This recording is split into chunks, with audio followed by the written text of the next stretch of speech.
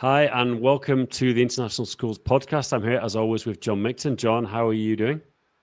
Good, thank you, Dan. I'm doing well and always excited every time we get new guests. And it's interesting because you actually saw this person live, and that's so cool to, go and see somebody. They're sharing their expertise or engaging you in thoughts, and then you say, "Hey, why don't you come to the podcast?" So that's really cool. Yeah, and John, I've missed a couple of the recent ones, but I'm looking forward to listening to them. What have you been up to? What's been happening recently with you? Getting close to Christmas So while we're recording this in the end of November, 2024. Yeah, so I've been busy doing supporting schools on AI literacy workshops. I've been working with ECIS, running the Middle Leaders Certificate course in digital fluency in AI, which has been really interesting. And I'm going to be talking to Ken Shelton, who was a guest here. He just released a book called The Promises and Perils of AI in Education. And I've been asked to facilitate a book talk where him and his co-author, Dee Lanier, talk about the book. So Okay, those are some fantastic. things. And then, still busy working, teaching kids in a makerspace and digital citizenship and fluency and loving interacting with the young kids. It's just been great. It Fantastic. continues to be good. Great to hear. Good stuff, John. Yeah, I've been busy. I've been in Asia, Thailand, and Singapore, like exhibiting at events and stuff, which has been hectic month, but good to be back home, back on the podcast. Excellent. Great. So, So Dan, tell us a bit about how you met John Taylor. yeah, so Jonathan, first of all, welcome to the podcast. So it's interesting.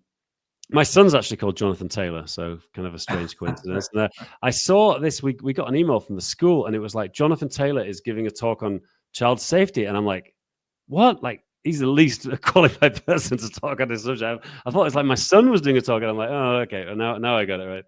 But Jonathan, thanks very much. I had to leave early, so I didn't get to talk to you. So I messaged you afterwards, and what is interesting, you are obviously you can give us a bit of an introduction, but what I want to say in advance is it's really interesting because you spoke for about an hour and a half, and it was a really interesting session. I really enjoyed it, and it was all about child online safety, but you didn't say anything about child online predators, which was kind of interesting to me because I thought that was going to be the main topic, and it wasn't even covered. I don't know if that was because there were some students in the audience or because it was just it's overblown. But I think John Micton has picked a few really good questions about that topic, and for us, I think for people listening to this are going to be fascinated by what an undercover officer did. Identifying predators. I think it's a fascinating topic, but I think it'd be great to set the scene by introducing yourself, the work you've done, and maybe even answer that question about why wasn't this something that you really talked about in the session. Yeah, thank you, Dan, and thanks. Good to meet you as well, John. It's one of those things that I've been speaking to schools really for about 15, 16 years, and yeah, I had 30 years in the police force in London in the Metropolitan Police. And I use the word, I was very fortunate to work in this area. And some people think, well, that's possibly the wrong word to use. But actually, it's got me to where I am now. Now, child protection in the police really changed in the mid-90s. It was always known as something whereby a bit of child protection, even before we used this word safeguarding, it was sort of pink and fluffy that we just looked after kids. And then in the mid-90s, it really started to take off, and certainly with the online world. And I've been working in the online world in the sense of predators, as you say, Dan. That was my work, and that began in 1997. It always makes me giggle that I go to schools and a lot of the teachers are younger than or weren't even born when I started doing this work, and yet we still think of the internet as being pretty new, and it is. So the reason I came to do this, and we had a team of 3 of us at the start, that was it. That was in the Metropolitan Police, the largest force in the UK, was simply because we worked closely with the FBI, Homeland Security. So I was based in Scotland Yard on what's called the paedophile unit. And that was basically working on the old style paedophile rings that we'd all heard of in the past. And suddenly the work we got from America was coming in about individuals being online, trying to source children, unfortunately, young children for sex. And they had undercover units and we didn't. It was that simple.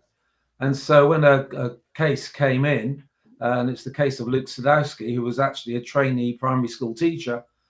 He was actually in London trying to find a child. So we had to pretty quick get a few guys together who could work in the undercover department. So we did arrest him in a hotel, and he's now serving life for further offences. However, we didn't have the training. So literally in 1998, training started. And in 1999, we actually started in earnest in Scotland Yard, actually going undercover, pretending to be young girls between the ages of 11 and 13, to actually then identify, engage with, and then arrest online predators. And of course, in 1999, 2000, 25 years ago, the actual, if you like, social media and messaging services were in their infancy. So we were literally using, there was one called Face Party before MySpace. I remember Face Party. Yeah, I remember that. Yeah.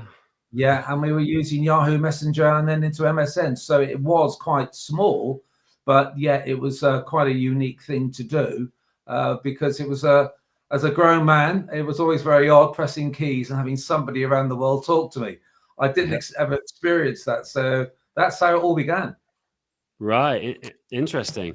And yeah, so and I'm curious again that the second part of the question, like why was that not, why didn't we really talk about that in your session at school? I mean, you covered a lot of things we'll get into, which were fascinating, and I enjoyed it, but you didn't talk about this. And I presumed in advance this would be the main topic. What was the reason for that out of interest? I mean, it's this, and I'm sort of glad you say that in some ways, but I mean, obviously I've been speaking now for 15, 16 years to schools and other sort of foster care companies, and I even do guest lectures at university, because obviously I was, again, sort of lucky that the work that I did was quite unique. So I actually went and then did a master's degree, criminal psychology, but specialising in online behaviour. And of course, my whole dissertation was about online predators, and basically the link between predatory, or if you like, child sex offenders and images. Because again, one of the new things that was coming up was the ease of which somebody could get an indecent image of a child and where it was being sourced from. But the whole thing about the way we've moved on over the years, I'm a parent. I've got 3 grown-up daughters now, but as they were growing up at the time when I was online, quite correctly, the one thing that I'll say to parents, the one thing we all worried about is predators. We think that our children are going to be adopted. We have that in our mind. But the whole thing about the online world as it is now and where it's moved on. So if you go back to my presentations back 15, 16 years, there would have been a lot about predatorial type behavior, especially in the infancy of social media, direct messaging, etc. However, what we've realized now, especially the way that devices have changed, because again, if you go back all that time, even mobile phones, as we call them, smartphones, well, smartphones didn't really exist. They were mobile phones in which there was a camera, but it really wasn't being used for the internet and at that stage. So the way devices have progressed and the way that technology has progressed, there is now far more likelihood that a child will be abused in the online world as well as the real world by a friend or even somebody from school, somebody they know.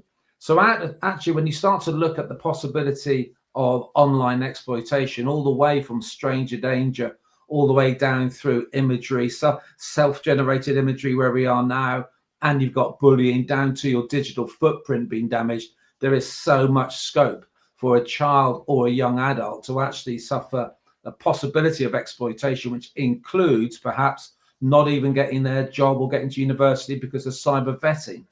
So there's an awful lot to include now. But yeah, I mean, it's interesting you say that, because I actually got asked to speak to foster carers and do a training day literally just on online grooming and online offender methodology. And for me, it's like going back to the old. It's like, I mean, I enjoy it because, if you look at an online predator, the methodology is exactly the same. And all that's happened over these years is that the internet hasn't created these monsters, if you like. It just facilitates, because it's so easy now for any predator to literally use all the current platforms. When you go things like TikTok, Snapchat, Instagram, into the games of Roblox, Minecraft, and also Fortnite, and then into the direct messaging services of WhatsApp, WeChat, Line, you name them. It's just a feeding ground. And that's really one of the biggest worries I have. You're quite right. But there's still more likelihood of a child being abused or exploited through somebody she knows rather than stranger danger. Exactly. It's interesting with, I mean, I've always thought with like the stranger danger, I mean, the number of steps someone would have to go through to actually meet a child, not just obviously interacting on an online platform, one of the ones you mentioned. I mean, that's something that's completely plausible. But then to get from that with nowadays, and I'm correct me if I'm wrong, but I'd imagine students are a bit more wise than in the old days, like than we were, when the internet was, younger. I think. What do you think that's the case or not really? No, not at all. I mean, over here in the UK, literally, what was it? That's 10 days ago, the report came out that Snapchat is the #1 grooming platform. Now, you would have thought, straight. And I'll be honest with you, Dan and John, if that is here in the UK, it will be anywhere around the world because Snapchat is the #1 popular one. And because it's the whole thing about most children, and we are talking young children as well as obviously young adults, but the catchment area here for the, if you like, for the predator to attack will be between the ages of 9 and about 14. And once they get into 15, 16, they'll be behaving online. The children's is in a different way. But no, I mean, because their life is surrounded by devices, surrounded by platforms in which they can engage with other people, other internet users, it's all far too easy. And so I think, you've got, but you've also got now the rise of, and I heard you mention the AI side of it. So AI is now able to come in and really help offenders because we've got a rise in sextortion. We've got a rise in all these areas. So we're seeing actually a rise in all the issues and possible further exploitation of children than we did have, say, 10, 12 years ago. That's so interesting. That's so interesting. So, Jonathan, for our audience, I'm wondering if you could tell us, what does a typical day look like for somebody that's an undercover police officer working in this specific area of online predators, sexual sextortion, and all these different areas that you've just covered in your description? Are you basically living behind a screen, or is there more to that? Well, you're quite right. Living behind a screen, as I said, the office we had some going. I'm talking about my time in there when at first it was in its infancy, as I said before. But we got pretty good technological help. We got some very, very good computers to use, high tech. And funny thing is, the ones that we had to buy ourselves because we had to do everything undercover. So we didn't want to order through companies. So what we would do is actually go out and buy some of the high-tech gaming type computers because they were the ones of the high spec, and so we would use those. So really, what we would have to do, we'd go online, and as I said at the start, we worked very closely with the FBI and Homeland Security, and 3 of us were very, very lucky to go over and do the undercover course at Quantico in Alexandria to work with the FBI. So a lot of the time you'd go in, you'd go online, and you would have to create a legend. So you'd have to have if you like, the character of a 12, 13-year-old girl. Now, again, I know where we are now with what we can do with AI, but we didn't have that then. So we relied heavily on volunteers to supply their photographs that we would then scan, we would crop, we would make the most of these images. And these came from very, very good, if you like, volunteer female police officers who were able to say, yeah, I'm happy to help, because again, it's getting younger. So we didn't use at that stage computer generated imagery. So we'd actually have these, and then we'd have to go out and find a location, because we actually had to have the life of a 12, 13-year-old girl. So not just a name, not just that, but we'd have to have somewhere where she lived. And we wouldn't give the address away, but we would have to create this. I'd have to know where the nearest McDonald's or the bus route to the nearest school was, because you'd get tested.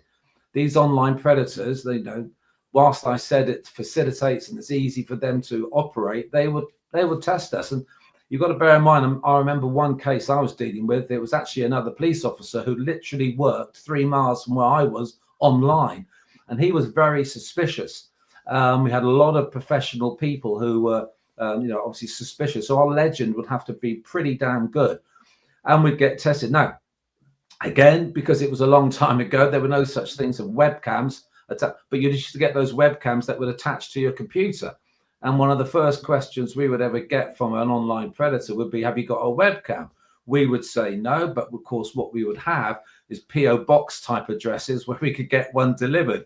And this then would just add to the suspicion that he was really, I only ever dealt with male. I never, ever had a female predator come onto me, even though I know as an academic that there are some, but it was mainly, well, for me, it was all men.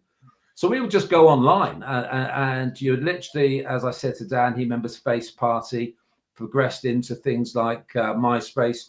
You might remember Bebo, Netlog.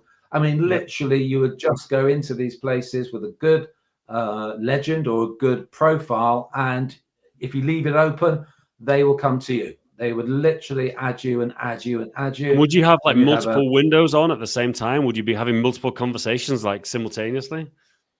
Yeah, you could do. Certainly you've got to remember that, again, with the advent of the mobile phone, so we'd have mobile phones as well.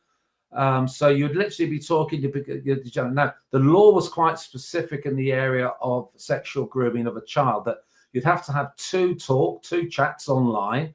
So you could, in theory, have an hour chat that you might say as a 12-year-old girl, I've just got to go for my tea, my supper, come back. And have a second one. You could do that, but we didn't have to because they were bombarding us the whole time. Some of them had their webcams, so I'd switch them on and be very, very graphic, obviously. The other side to this is in those days, we just began things like, because of the FBI we worked with, they were very good and they supplied me with a voice changer. So if they rang you, because if you supplied your mobile phone, because part of the whole process was how are we going to identify this individual once so we would say, look, what's your mobile number?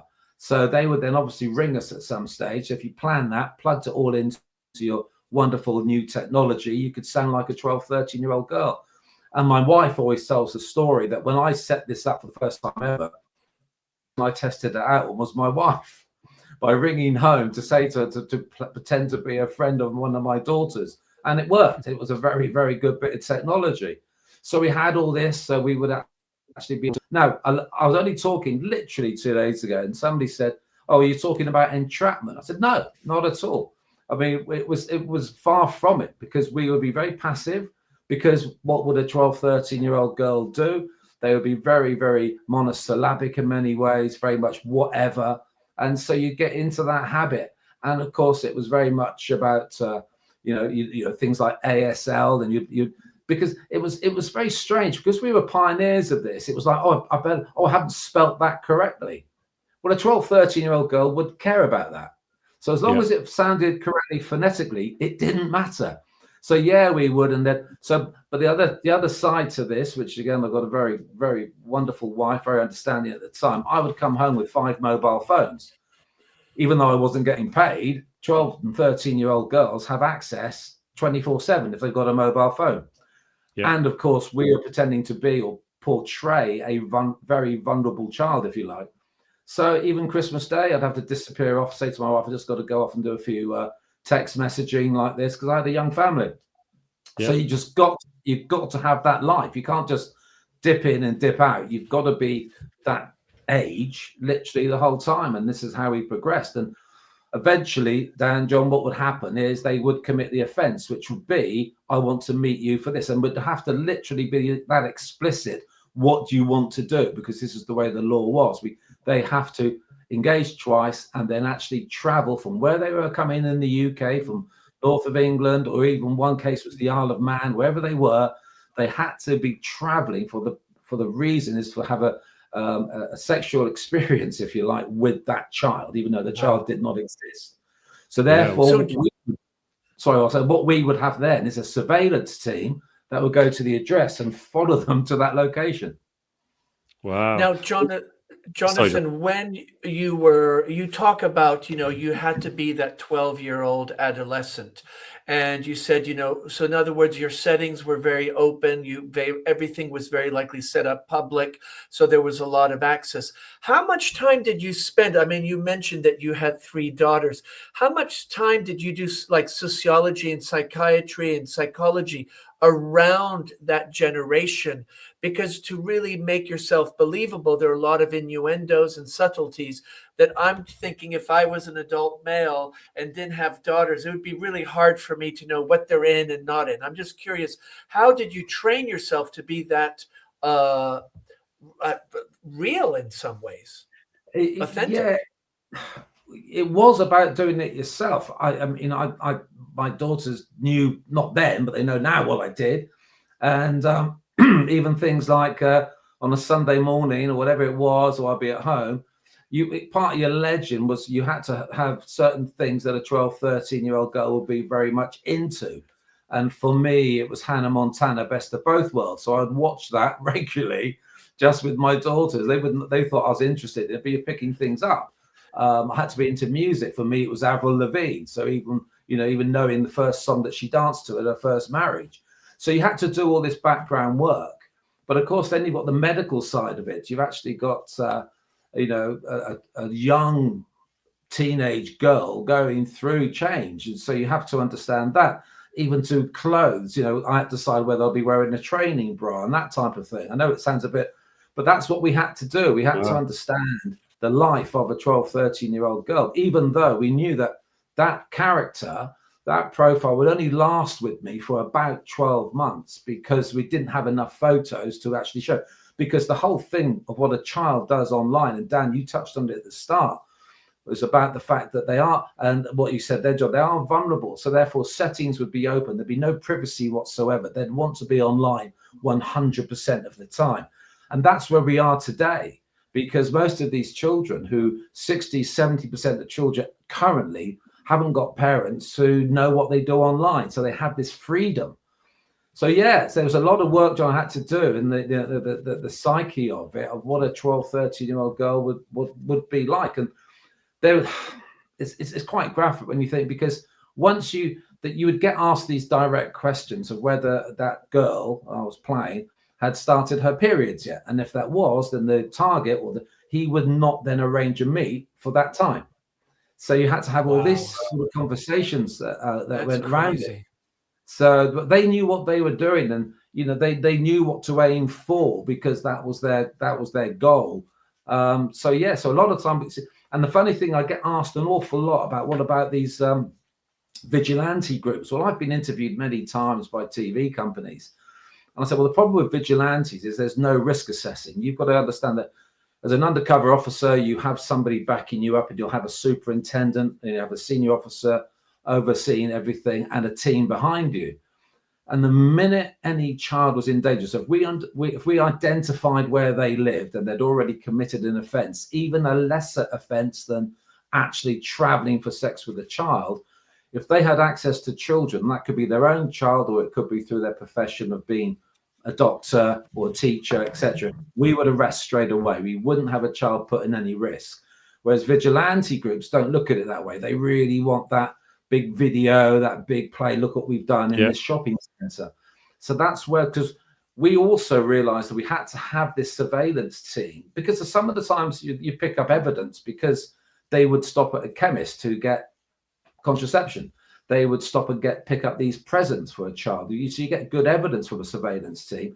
But above all, if you think that we were being this young 12, 13-year-old girl, or possibly boy, but we didn't do that. But if we had, you're actually increasing the sexual appetite of a sex offender. And if they're now leaving their house to get on a train, you can imagine the level of sexual wonder that they're going through psychologically. So they might then put other children who might be on the train in danger. So we would always have a surveillance team who's going to monitor this person all the way down to the meet. And did you have, was it, obviously we've talked about child online predators. Was there also people you targeted or arrested who were actually involved in people trafficking, or was it all just, normal sex offenders? No, you're right. It is. It's an odd word to use, but it sums it up. No, these were online. These were predators. So you've got stranger danger coming into it. This wasn't really to do. There was we had another operation, not mine, who would deal with trafficking. No, this was all to do with going online, and that's where we were with the internet at that time. And then it progressed on, obviously, for the next 10 years. And obviously, you had the likes of Facebook coming in, and all this was all. But the funny thing is, we began as undercover officers pretending to be children, which we carried on all the way through for my 10, 11 years. But of course, what we realized, and as the technology moved on, that you actually were seeing different areas open up. So you actually would have these, it was quite specific. You'd have online offenders who wanted access to, and I know what time of day it is, but they might want, they might want to access to a teenager. But what if they might say, oh, do you know anybody younger? Do you know anybody age 3, 4, 5? So suddenly we were getting into that horrible, horrible area. So what we then had to do, we were arresting people who had profiles left, right, and center on file sharing systems. And that opened our eyes to that side, that really was where they were swapping imagery.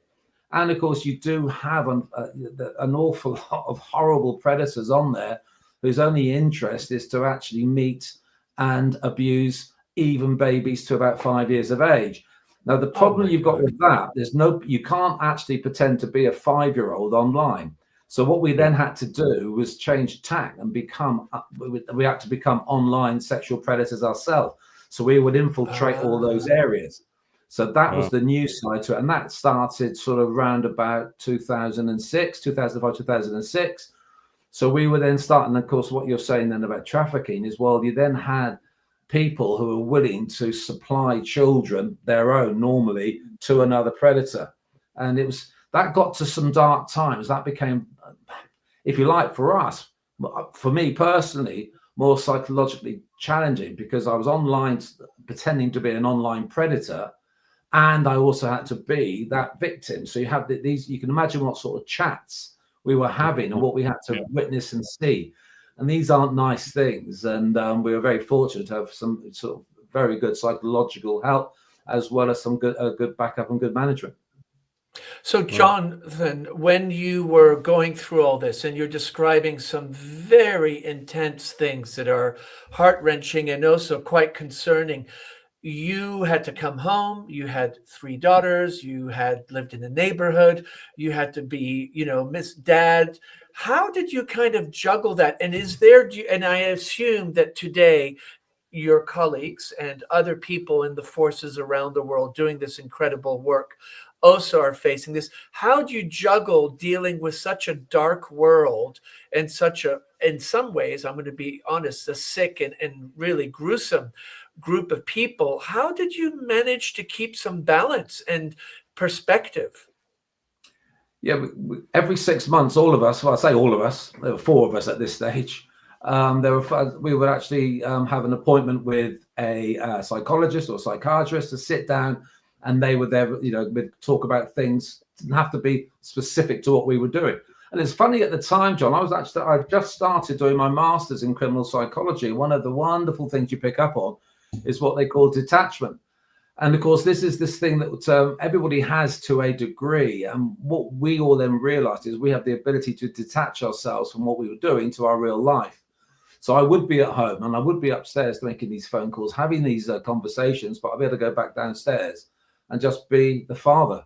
So I'm just fortunate, and that my colleagues were as well, that we would just be able to detach it. And in many ways, that awful word, compartmentalization, where you would just put yourself into, that was me there, that's me there. And the two never met. There was no crossover at all. Now, that doesn't mean everybody's like that. And again, the department at the time was pretty good, that we had people who would come in and stretch and say, after 6 months, I can't do this.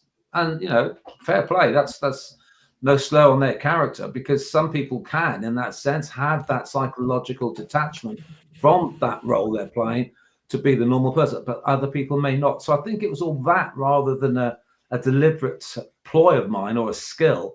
It was just something that we could all do. And I Because assume you mentioned that there were only 4 people at your time. I assume this department and this work has expanded immensely since. I yeah, mean, I was and going to ask become something more similar. Like, sophisticated. is it still the Metropolitan Police, or does because obviously there's a lot of police forces in UK. I know I was at an event with the Scottish Independent Schools event, and Police Scotland, where I know they had a child protection unit which did similar things. Like, is it kind of spread out now to all the forces? Yeah, I wish I could say it was. At the time, the training, the title we were given was Covert Internet Investigators, CIIs. At the time, you could literally, if you ever had a gathering of the UK CIIs, it would be in a very small office. It didn't need to be bigger, even though over 250 had been trained, because there was no money in it. The smaller forces can do it. Now I can even now look back and think, well, we did it. Devon and Cornwall were doing it. West Mids were doing it. Greater Manchester, even West Mercia were doing it. Some in Scotland, Police Scotland were doing it, but not every force would have it. It's because they could not afford it, so they would wait. And now you've got that aspect of, well, what do you police? Now, if you consider any police force in the UK, they police to a budget, and that budget will only pay for crimes that have been reported. So if somebody's burgled, somebody has a car broken into, etc., etc. Well, in this world, unfortunately, it's an unreported crime.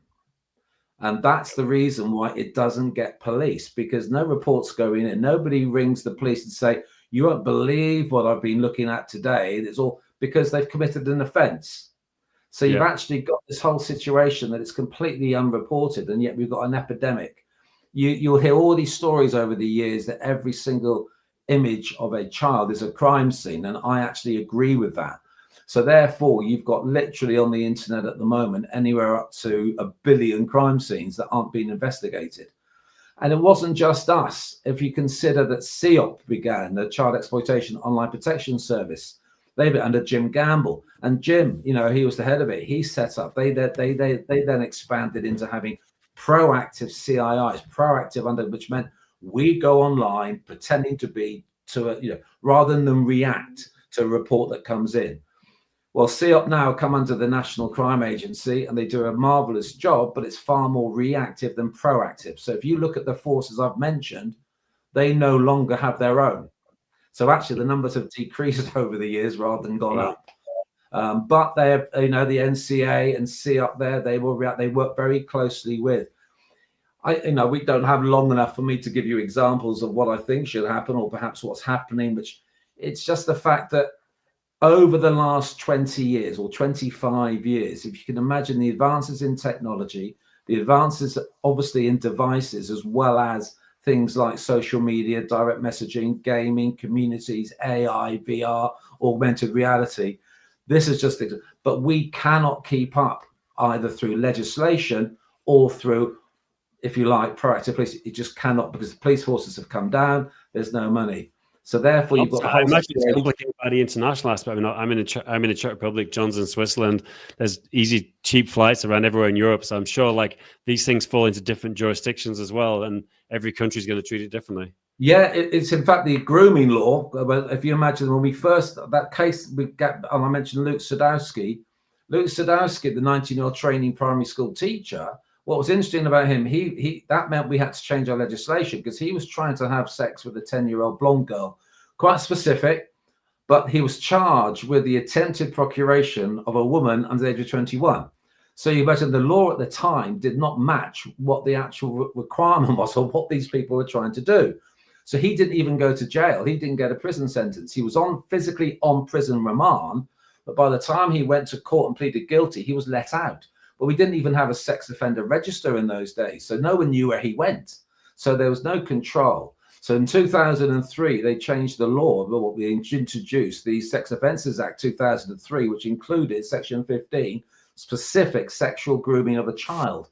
Now, Europe have followed, and because at the time there were so many discussions and so many academic meetings, mainly obviously over in Europe, about what should we do to follow. But what you hit on there, Dan, we've got this big, huge issue worldwide, because the internet has no borders. But if you think about the age of consent, well, in Spain, it's 15. In the UK, it's 16. It was the Vatican City, I think, 15, 20 years ago, the age was 12.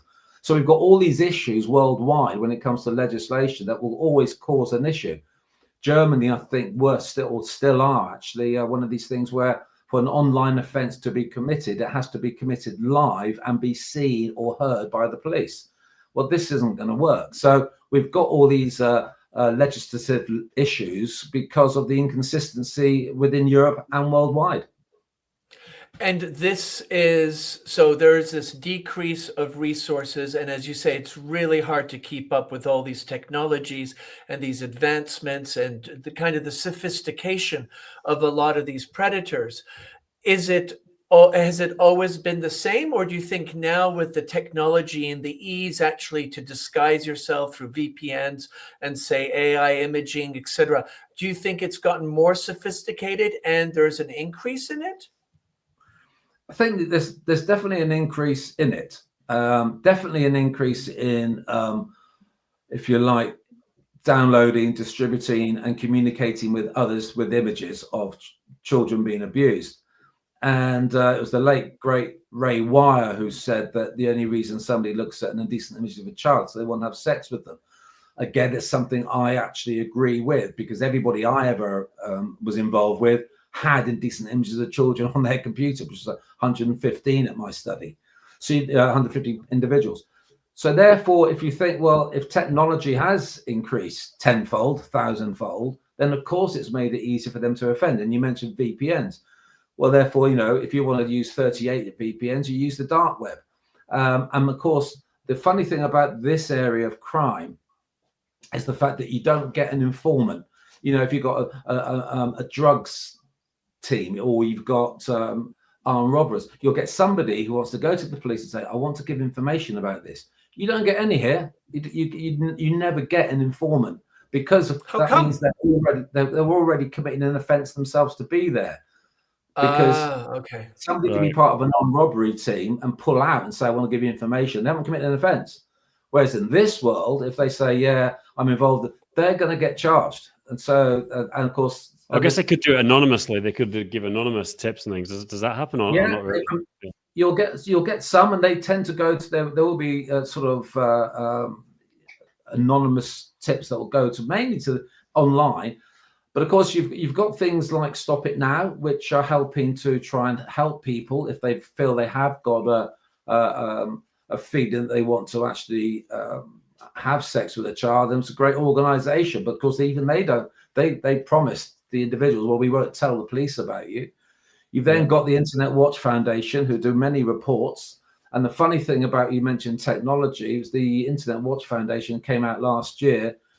And the things that they've been saying over the years is they're seeing a fall in the age of victims, that the vast majority of images are children under the age of 10. And that actually, and also now we're seeing a rise in self-generated images, which means they're actually taking them because they want to. So if you imagine where we are with technology, and if you think of Snapchat, TikTok, and Instagram, you can earn money. Like Instagram, if you've got 1,000 followers, you can start looking at monetization. And then you've got something like OnlyFans, which is running out here in the UK, in London, 18 and over, but you've got a lot of recipients of money on OnlyFans of 14 to 16-year-olds. Well, they shouldn't be getting that money. So you can see at the moment, self-generated images will create money for actual teenagers. And the other side to it, we touched on again with that sextortion. When I go to schools, Dan and John, and wherever I am, I've just come back from Madrid. Same there, as it will be next 2 weeks' time when I'm in Kenya. You've got the whole situation. If you say to your 7, 8, 9, 10-year-olds, how many of you have got a smartphone? Hands go up. How many of you have actually got a bank card in which you can actually buy anything you like when you play a game? Hands go up, because parents say, oh yeah, go and buy your V-Bucks or your R-Bucks, whatever you need. And the minute there's a bank card attached to that device, they're going to be open to some sort of financial exploitation through viruses and AI. So you can see it's getting such a vast area now. Now, Jonathan, so you spent time in this work, and you today have an organization that you travel around the world. And I just want to remind our audience that Jonathan has very kindly put in the show notes all kinds of resources, and also his online safety for UKs.co.uk, which is the organization that he works with, and mentioned going to different schools. So how did you transition? So you do this after 10 years. Is it just like, okay, I'm done, I need to get out of here? No, I did my work in the force was for the last sort of 10, 12 years of my career. So you get to 30 years, and in those days you did 30 and you were retired. And I hate using that word because I was still young. Well, I think I'm still young now. Some would say not. But yeah, it was a question of, but by that stage, as I said, I was lucky enough to go and do a master's degree before I left, not for any reason. My sport is rugby. I was always going to be a rugby coach because I was doing it at the time. But suddenly you had a sort of a master's degree, and I was getting invited to conferences.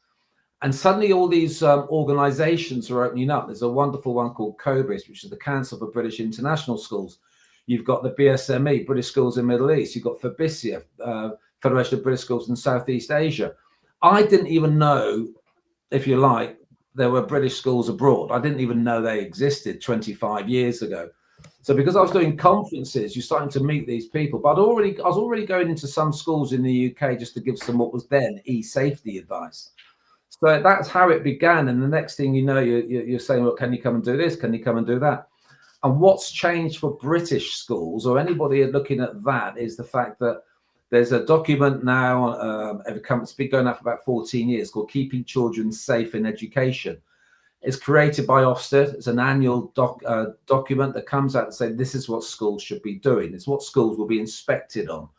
And of course, in 2015, that's when it changed, and they brought in online safety started to become like a standalone. What are you doing here? Because of the issues, whether that was going to be things like the possibility. And we started. Was it just about predator behavior? No, it's about bullying. It's about sexting, as it's sort of called, but all about imagery. So there were these issues that were coming. So that's how it all started. And in many ways, 95% of my time is schools, added on to obviously foster carers, some university work and some company work. A lot of companies ask me to go in because their staff, if you like, don't have the freedom to have a parent go to a parents' evening or parents' talk. So I get called in to do that, and it's great because it is, for me, it is about education and awareness. So when you talk to people, what would you say is, because periodically you will get news stories in the press about predators and rings of sexual predators or pornography rings being caught at a large scale over multiple countries with people in different situations. What is the biggest misconception we have about this world and these people that you think people should be mindful of? I think there's still a naivety with many parents and many adults that there's a lot of belief that you are 100% safe because you're literally tapping away at your home address. The problem we've got, in my opinion, with the online world is that there isn't enough policing of it. There's certainly not enough monitoring of it by anybody. The platforms have far too much power, if you like. The two things I would take away, I mean, you've got all this discussion in Australia about smartphones, and even they're debating to ban social media from anybody under the age of 16. That boat has long gone. I mean, I agree with it. If you go back 20 years, we should have said you can't use it unless you're 18, a bit like smoking, a bit like drinking. But that boat has long gone. So what we have to look at is the fact that most children will have a device. When I talk to years 1 and 2, 5 and 6 year olds, I would expect 20% to have their own smartphone. Well, that's just shouldn't happen. There's no need for them to have it. But that's where we are with this. So I think there's a massive naivety when it comes to parents and adults thinking, yeah, I mean, you talk about the care of a child, and yet they'll think of that mobile phone, smartphone, as part of childcare when they go to a restaurant. Oh, yes, take my phone and be quiet. This is all wrong. We're using the devices for the wrong thing. because even before you get to the likes of online danger and stranger danger, there is that chance we're using these devices for the wrong thing. In education, just again, 3 days ago, I was literally just talking about about VR and these headsets. I personally will never ever wear one. Why? I'll get a migraine and I'll fall over. I'm too old. Not my life. But the VRs now in education are superb and they must be used, the virtual reality. But you then got the metaverse, the Meta Quest, and you've got Horizons World 18 plus. You go in and you can open up straight away a brothel. No one's going to question it.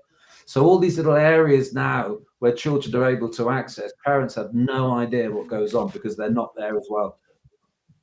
Is it a case that these devices are so seamless and available everywhere, and parents just somehow have, because they themselves are busy, they themselves are buried in their own devices, that there's suddenly a disconnect? And I love the way you say, oh, the device has become kind of part of childcare, which is a very interesting construct when you think that suddenly years ago, I'm just thinking, I'm very likely the oldest in the room. When I used to go out, childcare was either you're going to somebody's house or you went to a grandparent, or in Switzerland, we had the system of you went to the local community center when your parents worked and you stayed there till your parents could come and get you, etc. I'm wondering, so this childcare, the device has become childcare because is it that parents now don't have the time for childcare? Yeah, a bit of both, really, because I advise parents, I say you've got a catchment age. The minute they start on their smartphone till they get to become an adult, that's when you should be. No, I actually will stress to parents, I think Dan might have been there. I talk about, well, how competent is your child? Is your child competent? What do we do with when we get a driving license? You spend a fortune on some lessons to take a test that you might fail once. And then you get a bit of paper when you pass it saying, right, you're now competent to drive a car. No one does that with a device, a smartphone, which they can go anywhere in the world. You can go to the dark web on a smartphone. It doesn't need to be a computer. It can be anything like, or an iPad. So we're not doing that. So parents, I'll say to parents, the minute they're there, that you're going to have to play the game with them, play Fortnite with them. But you're quite right, John. The fact is a parent will come in from work, 9-10 hours with a bit of travel. The last thing they want to do is have their child say, Dad, Mum, do you want to come and watch me play Fortnite? Do you want to come and sit next to it? You're going to say, no. So there is this disconnect between their world. So what I tend to say to parents is to keep a child safe. There's 4 easy questions. Please, can I? Is it okay if? Would you like to? And what should I do if? 4 questions when the child starts. Simple as that. So they get that corridor communication going to know what they're doing online. And if you can monitor screen time to reduce it, that will alone keep a child a lot safer. It's so interesting, the reduction. I like how you equate the less screen time, the greater safety you have, which is sometimes, we talk about less screen time for less dopamine and endomorphines, but here you're actually saying it's a safety issue. Do you think children, because you were mentioning that some kids, younger kids, and correct me if I'm wrong, if I misunderstood you, are starting to self-exploit themselves. So they see a way to leverage either a lot of likes, getting attention, or even financial remuneration. What has maybe shifted that's happening? Is there anything that you've noticed, or is this just the age where that's happening? The age has certainly come down from when that was happening, because we would be talking to 16, 17-year-olds and say, be very, very careful what you post. Now it's what you take, because if you're on the internet, you lose the image anyway, whether you post it or not. And then you look at self-generated images, because the whole thing about Snapchat, Instagram, and TikTok is about you sharing. You've got Be Real, which comes out of France. Everything is about taking a picture and sharing it, or letting someone else see what you look like. And of course, then, as I said, this monetization. You see, the two things. If you got rid of monetization and the incentive that you might be able to earn money, would take away the fact that you've got to get to 1,000 followers, which would be 900 strangers. The other thing is recommended algorithms, because of course, the more you look at, the more they're going to show you. If you got rid of those two things in technology from platforms, you would keep children a lot safer. But of course, they'll never get rid of them because that's where the money comes to the platforms. So we've then got to say, well, look, you are younger. We know you want to take pictures. We know you can take pictures. However, and I tend to try and sort of push it. Even now, I find myself, if you imagine a presentation I gave 8 years ago to 15, 16-year-olds, I'm now giving to 11 and 12-year-olds, saying, look, you're going to have a massive negative impact on your future because there's the possibility that algorithms will search for what you're doing online now when you're 18. And if you've done anything that might be construed to be inappropriate, you might not get accepted into a university or a place of work. I personally, for my company, would check to see whether somebody was sympathetic towards an Andrew Tate of this world. But because I wouldn't want them to come and work with me. So I have the ability through Google and everything else to actually find out what this individual said. And even though I go to schools, you'll get a lot of boys who think Andrew Tate is the, oh, yeah, I think he's a great role model. No, he's not. He's a misogynistic, exploitive individual and needs to be locked up. So you've now got this chat going to young users saying, look, you've started on a smart device. You've created profiles, you're taking pictures, everything you're doing has a digital permanence. So if you've got a digital permanence there, anybody in the future can make a decision on whether you should come and work with them, study with them, and they can turn around and say, no, you're not coming in. And they don't need to tell you why. So I think a lot of that is where we are with these young children today. And they are children who are already using devices in a way that might affect their future, let alone the possibility they might have stranger danger, as we discussed, and actually have some awful sexual exploitation.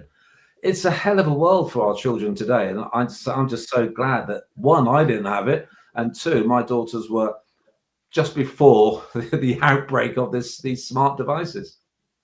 So do you think the smart devices were the tipping point for this whole situation? Yeah, because if you go back to the original mobile phones were phones. You'd actually ring people. Well, we don't ring anybody anymore, do we? I mean, I've just moved into, I now live in the West Country with my wife. First time ever, we don't have a landline. First time, we don't have it. Yeah, I don't have a landline, yeah. Yeah, so you can see how technology changes your actual life. So the way I look at it is smartphones are for two things, computer and imagery and the camera. They're not really a phone anymore. So what we're carrying around in our pocket is that computer that allows us to search for, connect with anything and anybody we like. So interesting. Jonathan, we're coming to the end of our podcast. And one thing that we always ask our guests is if there are a couple reflections or guidance you would like to give to school leaders. Our audience is international school leaders and international educators. And of course, people that are not in education listen to our podcast. But just, two things that you think people should walk away with specific to this industry, because it is an industry, and the work that many police forces and nonprofit organizations and organizations like yourselves are really trying to elevate an understanding of the situation. What do you want people to walk away with and think about? Yeah, for schools, they've got to understand that they must have online safety training. And I'm not touting for work. I've got enough.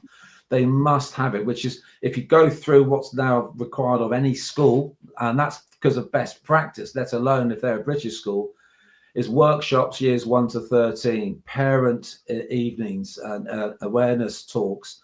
You've got to have a look at training for all your teachers, even governors or executives or trustees. You've got to have this whole school approach to this. Everybody has to be involved. Because if you have this umbrella of protection, you can say this school is outstanding for online safety. That must have an effect, a positive effect on the children and all the students in there. I would congratulate all the students in my school or any school that doesn't have a device. I salute all the students who have yet to start with a smartphone and say, well done, stay that way.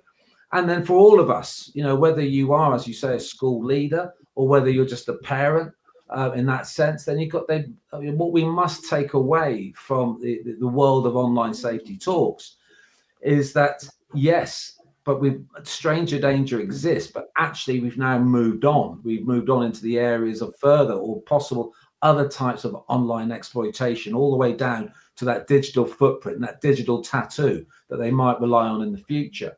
But above all, it's more likely that a child will be abused or bullied by someone they know rather than stranger danger. I think online competence, that defines age. So yeah, have a discussion how old a child should be for their first smartphone. But if they're competent, it actually probably doesn't matter. But that's because a parent is involved.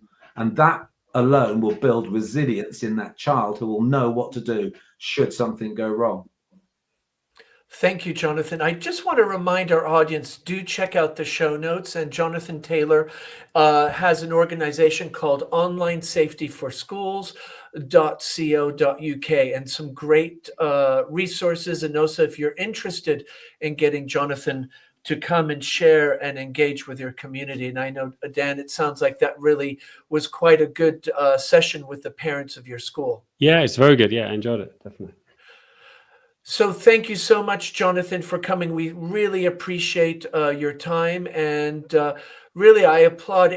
I'm this little disheartened to hear that this thing is becoming bigger, and actually, the police forces are not able to finance or set themselves up where they can maybe engage with this in a more effective way. Not that they're not effective in any way, but numbers. It sounds like it's becoming a numbers game, and the sophistication of the tools and now artificial intelligence is just making this so much more complex. So it's kind of sad to hear that we aren't putting the resources here, but that's my own personal opinion. That is not the opinion of the International Schools Podcast.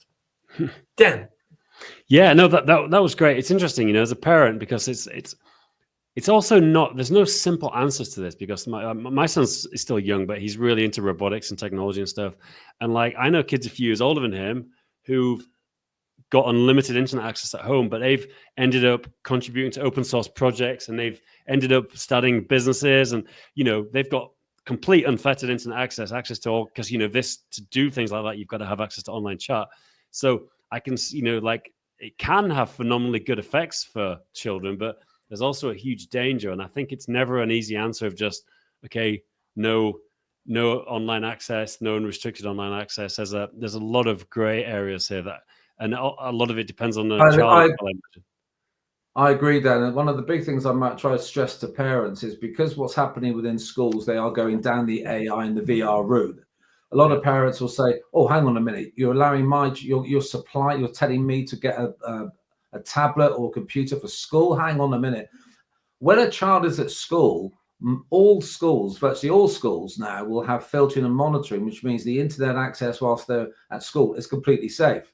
It's actually when they're away from school, most parents, they don't have filtering and monitoring. So that's why the message is, I talk about 3/3. One third, 8 hours of a day, a child is asleep, they're safe. 8 hours at school, they're safe. It's the 8 hours when they're at home. That's when we have to sort of be with them and make sure what they're doing is something that we're proud of, let alone them. And that obviously makes them a lot safer. Yeah, absolutely. Yeah, no, Dan, I applaud you. I have young adult children, so it's kind of, I'm like Jonathan, I'm feeling so relieved, because it must be really hard to juggle this landscape with young kids. And you're right, Dan, I think your point's an important one. There's some kids doing phenomenal stuff with open source and starting their own companies. And it's always that, you're going to love the word, Dan, creative tension between the two that makes it so difficult. Yeah. Thank you, Jonathan, again. Thank you. No, you're very welcome, and good to speak to everybody. So thank you for this opportunity. And thank you to our audience again, for all the people joining our LinkedIn group. It's just every week we got more and more people joining us. We greatly appreciate it, and your comments. And as we say every time, if you like what you hear and like the guests that we get, go onto your podcast and just give us a star or a short comment. We'd appreciate that.